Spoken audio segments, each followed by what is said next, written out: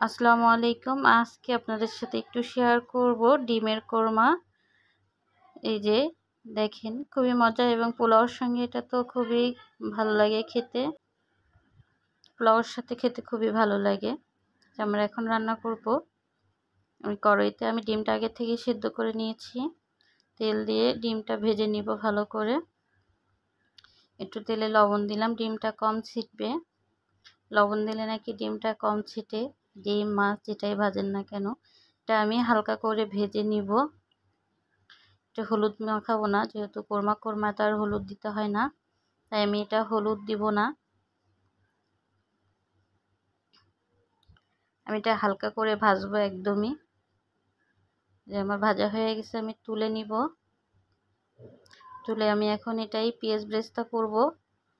অল্প পেঁয়াজ দিলাম, যেহেতু অল্প উপকরণও সব, ডিম তো অল্প।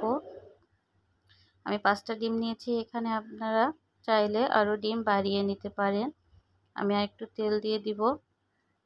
আমার পেঁয়াজটা লাল হয়ে গেছে, আমি এখন এটাকে নামিয়ে নিব। আমি এই তেলেই মশলা দিব। আমি ঘরের যত মশলা আছে তাই দিয়েই করেছি।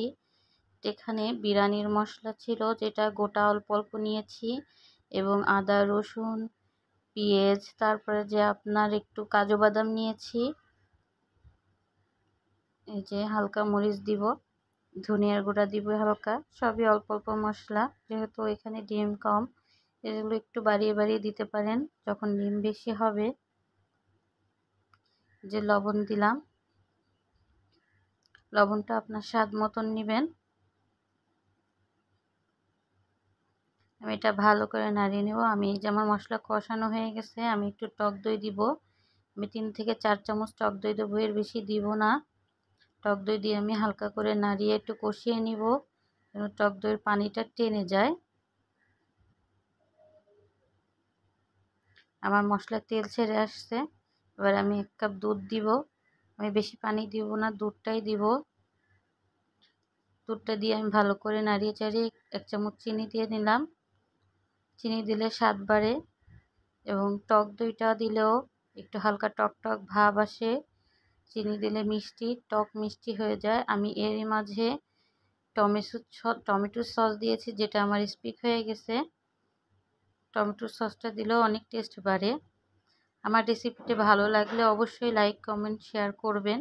আমি একটু পেঁয়াজ ভাজা হালকা দিয়ে কিছুক্ষণ রাখবো চুলায়। যে আমি ডেকোরেশনের জন্য রেখেছিলাম পেঁয়াজ, দিয়ে নিয়েছি। ডিমটা অবশ্যই ট্রাই করবেন, খুবই মজা হয় খেতে। আল্লাহ হাফেজ।